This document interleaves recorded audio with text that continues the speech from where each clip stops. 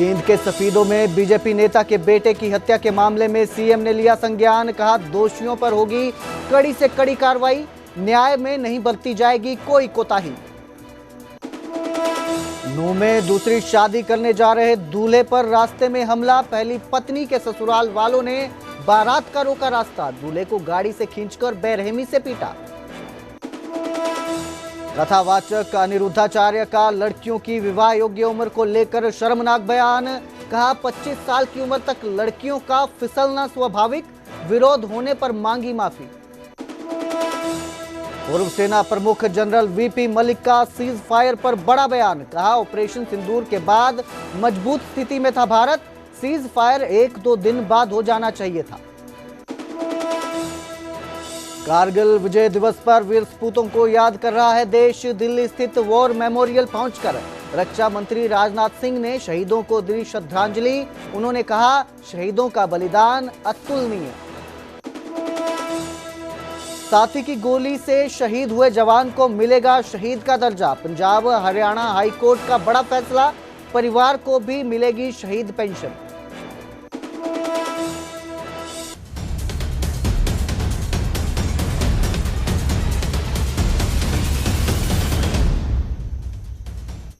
नमस्कार, स्वागत है न्यूज 18 पंजाब हरियाणा में। मैं आपके साथ कुलदीप भारद्वाज। सबसे पहले बात अभ्यर्थियों की। अग्नि परीक्षा यानी common eligibility test CET exam की। आज सीईटी एग्जाम का पहला दिन है। आज 2 शिफ्टों में एग्जाम है। पहली शिफ्ट का एग्जाम सुबह 10 बजे शुरू हो गया है। ये एग्जाम 11:45 तक चलेगा। परीक्षार्थियों की एंट्री के बाद 9:15 बजते ही सभी एग्जाम सेंटर्स के गेट बंद कर दिए गए थे। एग्जाम में नकल रोकने के लिए जूते उतरवाकर चेकिंग की गई। कड़ी सुरक्षा का इंतजाम किया गया है। रेवाड़ी, जींद समेत कई जिलों में एग्जाम सेंटर के बाहर महिलाएं चूड़ियां, पायल, घड़ी और धागे उतारती दिखी। आज की दूसरी शिफ्ट में एग्जाम 3:15 पर शुरू होगा और 5 बजे तक चलेगा। एग्जाम सेंटर में एंट्री 12:45 से शुरू हो जाएगी, जो 2:30 यानी 2:30 बजे तक चलेगी। दूसरी शिफ्ट के परीक्षार्थी घर से सेंटरों के लिए रवाना हो गए हैं। ग्रुप सी की सरकारी नौकरी के लिए यह एग्जाम 3 साल बाद दूसरी बार हो रहा है। इससे पहले 2022 में ग्रुप सी और डी की नौकरी के लिए सीईटी का एग्जाम करवाया गया था और अब यह दूसरी बार एग्जाम करवाया जा रहा है, जिसको लेकर अभ्यर्थी बड़ी संख्या में सेंटरों पर पहुंचे हैं। पहले शिफ्ट का एग्जाम शुरू हो गया है, जबकि अब जो अभ्यर्थी हैं दूसरी शिफ्ट के एग्जाम के लिए भी पहुंचना शुरू हो चुके हैं। 9:15 पर सभी गेट बंद कर दिए गए थे सेंटर से। इसी तरह अभ्यर्थी एग्जाम में कोई चीटिंग ना कर सके, इसको लेकर भी उनकी चेकिंग की गई है। जूते उतरवाए गए हैं। वहीं एग्जाम सेंटर्स में घड़ी, पायल, धागे जो पहने हैं वो भी निकाले गए हैं, ताकि किसी भी तरह की चीटिंग की कोई संभावना ना रहे।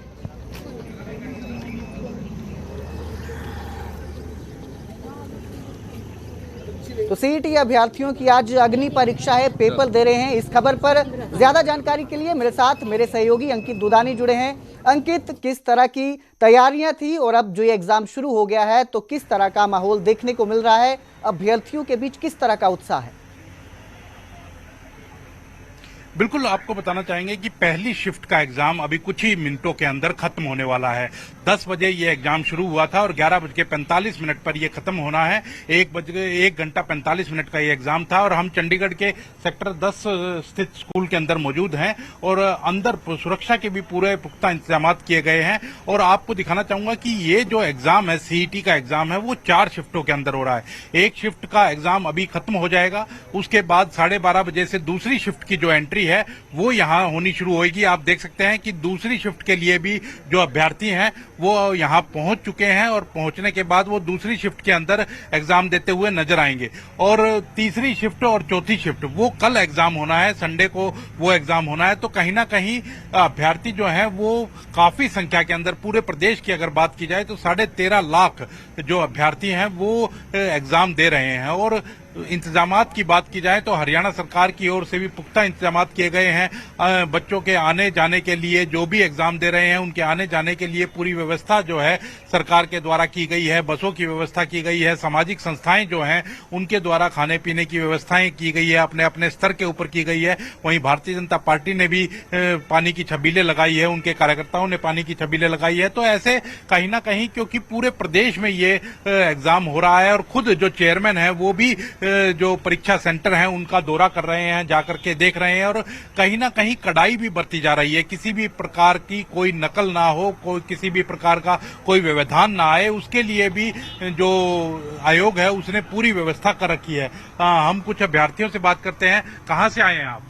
सर यमुनानगर से आए हैं। यमुनानगर से आए हाँ जी, हैं। हाँ जी। बस से आए हैं? हाँ जी, बस से आए तो हैं। बस हरियाणा सरकार की मिली थी? हाँ जी, हरियाणा सरकार की बसेज हैं जी। फर्स्ट शिफ्ट के लिए, सेकंड शिफ्ट के लिए बसेज लगी हुई हैं।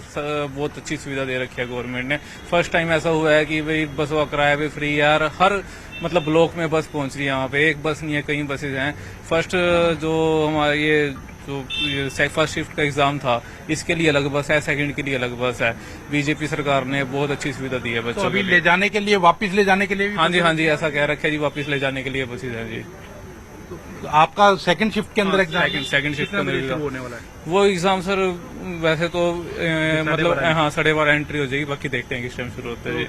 बिल्कुल, आप देख सकते हैं कि बसों की व्यवस्था से कहीं ना कहीं जो अभ्यर्थी हैं वो खुश नजर आ रहे हैं और काफी संख्या के अंदर पहुंचे हैं। और भी बात करते हैं। कहाँ से आए हैं आप? यमुनानगर से सर। यमुनानगर से हाँ आए जी हैं। सर। बस मिली है? बस मिली है सुबह सर। अच्छा, तो और प्रॉपर? हाँ जी सर, अभी यहाँ सेंटर तक भी बस ही छोड़ने आई थी सर। अच्छा, शटल सर्विस भी हाँ जी है? सर, हर एक सेंटर के लिए अलग से बस लगाई हुई है सर। तो जो व्यवस्था की गई है डिपार्टमेंट की ओर से, सर ठीक है? बिल्कुल प्रॉपर है, बसेज में कोई भीड़ नहीं है, सफिशिएंट बसेज लगाई है इन्होंने। पहली बार हुआ ऐसा, नहीं तंग हो जाते थे सारे बच्चे तंग। तो बिल्कुल आप देख सकते हैं कि पहली बार ऐसा हुआ है, ऐसा अभ्यर्थियों का कहना है। और वो सेंटर्स तक पहुंचे हैं, वो चंडीगढ़ पहुंचे हैं या पंचकुला पहुंचे हैं या पूरे हरियाणा के किसी भी जिले के अंदर पहुंचे हैं, पहुंच करके अपना एग्जाम वो ढंग से दे पाए, इसलिए बसों की व्यवस्था की गई थी। और भी बाकी जो व्यवस्थाएं हैं वो सरकार के द्वारा की गई थी। और 13.5 लाख से ज्यादा, मैंने पहले भी बताया कि वो अभ्यर्थी जो है परीक्षा दे रहे हैं। और मैंने बताया कि पुलिस की भी व्यवस्था पूरी कड़ी की गई है। आप देख सकते हैं कि अंदर भी पूरा पुलिस का पहरा है कि अंदर किसी को आने जाने नहीं दिया जा रहा है, क्योंकि अभी पहली शिफ्ट का जो एग्जाम है वो यहां चल रहा है और अभी चंद मिनटों के बाद वो खत्म हो जाएगा। उसके बाद 12:30 बजे दूसरी शिफ्ट की जो एंट्री होगी, और एंट्री जो होगी तो सारों की जो अभ्यर्थी आए हैं उनकी चेकिंग के साथ एंट्री होगी, प्रॉपर चेकिंग होगी और चेकिंग होने के बाद ही उनको प्रवेश दिया जाएगा। किसी भी तरह की कोई चीज ले जाने का उनको अलाउ नहीं है। जहां तक पेन की बात है तो पेन भी अभ्यर्थियों को अंदर सेंटर के अंदर ही उपलब्ध करवाया जाएगा। खुद का पेन भी वो नहीं लेकर के जा सकते। जहां तक महिलाओं की बात है तो केवल मंगलसूत्र के अलावा और कोई भी चीज वो पहन करके नहीं जा सकती हैं, तो वो चीजें बाहर ही उतरवा ली जाती हैं। हालांकि पहले ही महिलाओं को या जेंट्स को सब कुछ बता दिया गया था कि कुछ भी वो पहन करके ना आए, कोई भी हाथ में चीज लेकर के ना आए, क्योंकि एग्जाम है और एग्जाम में बाहर रखकर ही ये चीजें आए। तो कहीं ना कहीं इसको लेकर के व्यवस्था पूरी की गई है और अब कुछ ही मिनटों के अंदर ये जब एग्जाम खत्म होगा और दूसरी शिफ्ट का एग्जाम शुरू होने वाला है। जी अंकित, बहुत बहुत शुक्रिया इस तमाम जानकारी के लिए। हम आपके पास फिर आएंगे, आप नजर बनाए रखिए जिस तरह से जो एग्जाम है किस तरह से कंडक्ट किया जा रहा है, इसको लेकर हम आपसे फिर बातचीत करेंगे। तो आज सीईटी एग्जाम की परीक्षा है, अभ्यर्थी केंद्रों में पहुंच चुके हैं, दूसरी शिफ्ट के लिए भी पहुंचना शुरू कर रहे हैं। आपको बता दें कि कुल अभ्यर्थी 13.5 लाख के करीब कुल अभ्यर्थी हैं जो सीईटी का एग्जाम देंगे। 1400 कुल परीक्षा केंद्र हैं। हरियाणा में सीईटी परीक्षा के 2 दिनों में 4 चरणों में परीक्षा आयोजित की गई है। पहली पारी में सुबह 10 बजे से 11:45 तक परीक्षा, दूसरी पारी में दोपहर 3:15 बजे से 5 बजे तक परीक्षा रखी गई है। अब ये सीईटी क्या है ये भी आप समझिए। सीईटी ग्रुप सी पदों के लिए परीक्षा है। हरियाणा सिलेक्शन कमीशन की तरफ से, हरियाणा कर्मचारी सेवा आयोग की तरफ से ये आयोजन किया जाता है इस परीक्षा का, जो अब किया गया है और अभ्यर्थी बड़ी संख्या में एग्जाम सेंटर्स में पहुंचे हैं एग्जाम देने के लिए।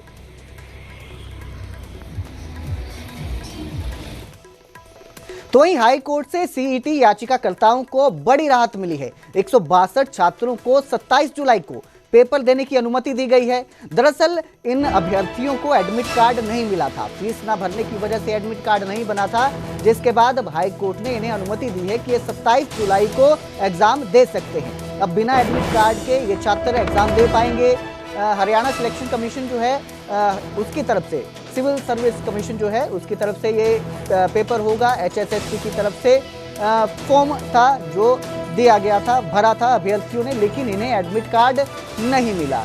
अब इन्हें जो है आधार कार्ड लेकर जाना होगा और HSC में फॉर्म देना होगा, जिसके बाद ये छात्र हैं अपना एग्जाम दे पाएंगे।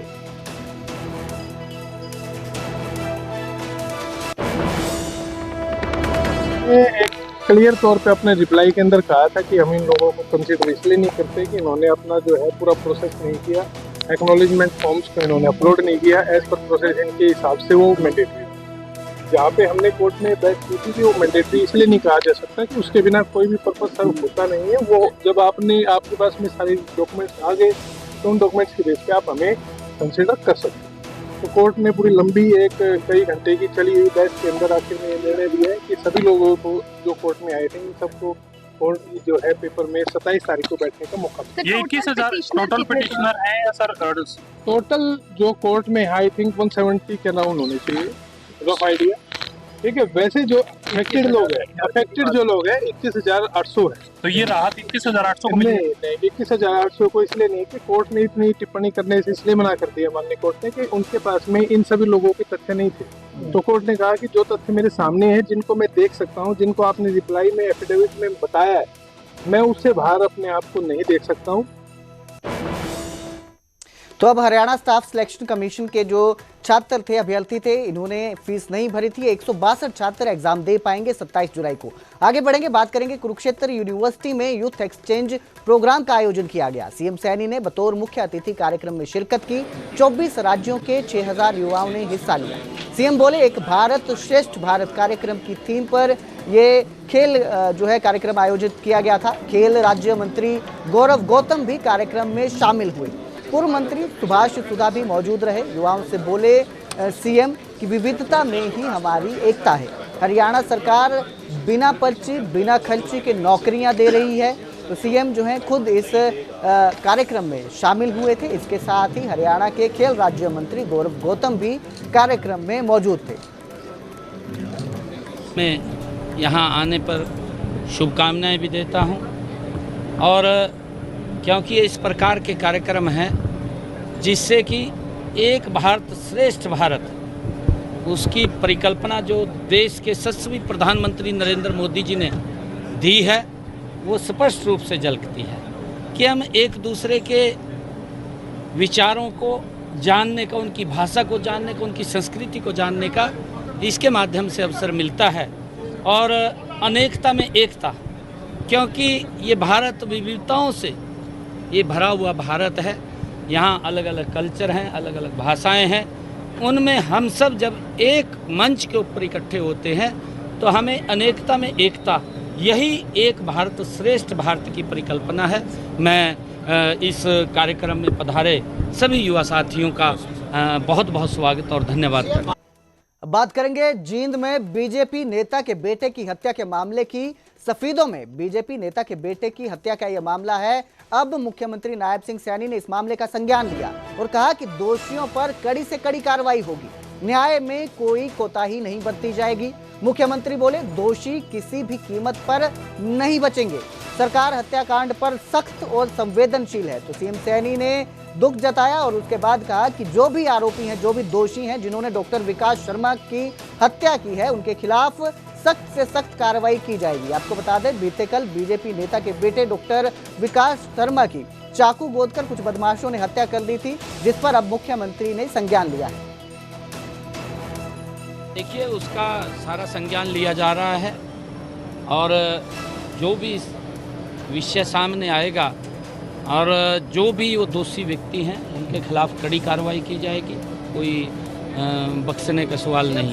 देखिए, उसका सारा संज्ञान लिया जा रहा है और जो भी विषय सामने आएगा और जो भी वो दोषी व्यक्ति हैं उनके खिलाफ कड़ी कार्रवाई की जाएगी। कोई बख्शने का सवाल नहीं।